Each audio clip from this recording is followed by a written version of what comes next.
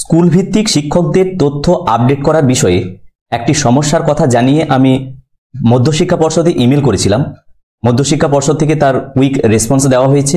তো সেই বিষয়টিও আমি এই ভিডিওর মাধ্যমে রাজ্যের সমস্ত বিদ্যালয়ের প্রধান এবং পাশাপাশি সহকারী শিক্ষকদের উদ্দেশ্যে আলোকপাত করার চেষ্টা করব।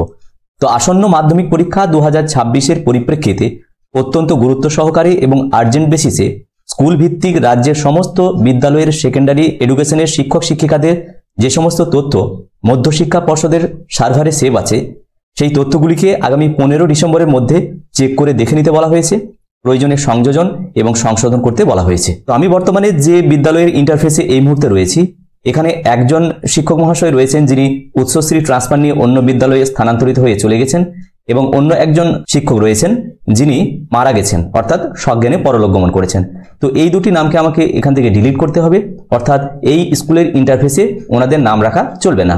তো সেই পরিপ্রেক্ষিতেই আমি মূলত ইমেল করেছিলাম। ইমেলে এই বার্তাই দিয়েছিলাম যে একজন ট্রান্সফার নিয়ে চলে গেছে এবং একজন মারা গেছেন, ওনাদের নাম কিভাবে ডিলিট করব। তো এই আপনারা দেখছেন আমি ইমেল করেছিলাম, সেখান থেকে কুইক রেসপন্স দেওয়া হয়েছে। West Bengal board of 9 registration এখান থেকে দেওয়া হয়েছে, এবং সেখানে বলা হয়েছে দেয়ার আর remarks column in the portal, choose suitable option from দেয়ার। তো সেটা এখানে করতে বলা হয়েছে। তো কিভাবে করব সেটা মূলত আমি এখানে দেখানোর চেষ্টা করব। তো প্রথমেই আমি এই শিক্ষক যিনি রয়েছেন এই কিন্তু এখান থেকে ট্রান্সফার নিয়ে চলে গেছেন। তো ওনার প্রোফাইলটা আমি প্রথমে খুললাম। ফুল প্রোফাইল যেখানে রয়েছে যেগুলো, এই অংশগুলো আর কোনো কিছু আমি হাত দিলাম না। নিচে এসে এখানে অ্যাক্টিভ ইন স্কুল অর্থাৎ রিমার্ক কলামে রয়েছে এই মুহূর্তে স্কুলে রয়েছে, কিন্তু উনি এই মুহূর্তে স্কুলে নেই। তো এখান থেকে আমি ক্লিক করে এখান থেকে ট্রান্সফার্ড এই যে অপশন রয়েছে এই অপশনটিকে সিলেক্ট করতে হবে। তো এখানে আমরা দেখছি এই অপশনগুলোর মধ্যে কোথাও কিন্তু ডিলিট অপশন নেই। তো এটাই মূলত মধ্যশিক্ষা পর্ষদ থেকে বলা হয়েছে যে ডিলিট অপশন এখানে দেওয়া হয়নি। তো মূলত যে অপশনগুলো রয়েছে এইগুলোর মধ্য থেকে আপনাকে প্রিফার্ড যে অপশন আপনার জন্য, আপনার ওই শিক্ষকের জন্য প্রযোজ্য, সেটা আপনারা চুজ করে সেটাকে এগিয়ে যাবেন। তো এখানে ট্রান্সফার রয়েছে, ট্রান্সফারটাকে আমি দিলাম। এবার অর্থাৎ এই শিক্ষক এই বিদ্যালয় থেকে ট্রান্সফার নিয়ে চলে গেছেন, তাই রিমার্কে ট্রান্সফার অপশন দিয়ে চেক অ্যান্ড সাবমিট।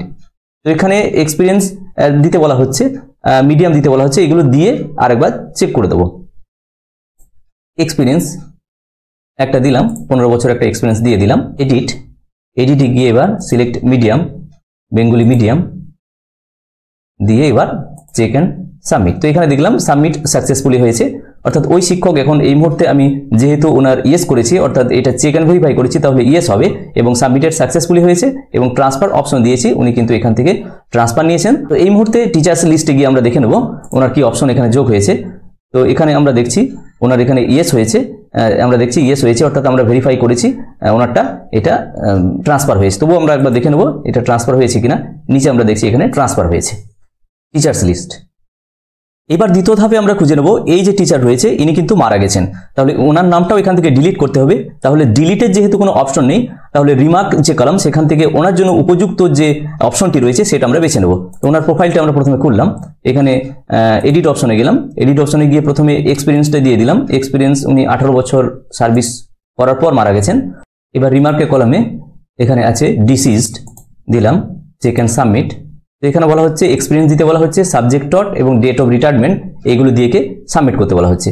তো এখানে এক্সপিরিয়েন্স দিলাম 18 বছর। এডিটে গিয়ে subject dot Sanskrit, date of retirement এখানে চেক অ্যান্ড সাবমিট। তো এখানে দেখছি সাবমিটেড সাকসেসফুলি হয়েছে, এটা আমরা এখানে দেখতে পাচ্ছি।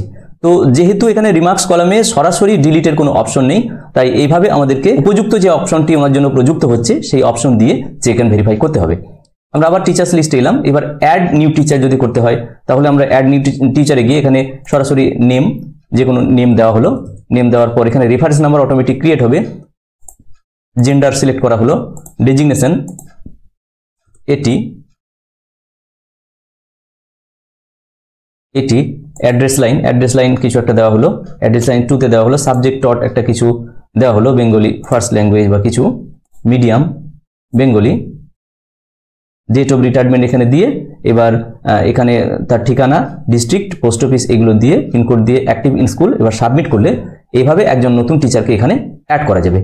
তো যাই হোক, এই বিষয়গুলি এই ছোট্ট ভিডিওটির মাধ্যমে আমি আলোকপাত করার চেষ্টা করলাম। ভিডিওটি প্রত্যেককে দেখার জন্য ধন্যবাদ। প্রত্যেকে ভালো থাকুন, সুস্থ থাকুন।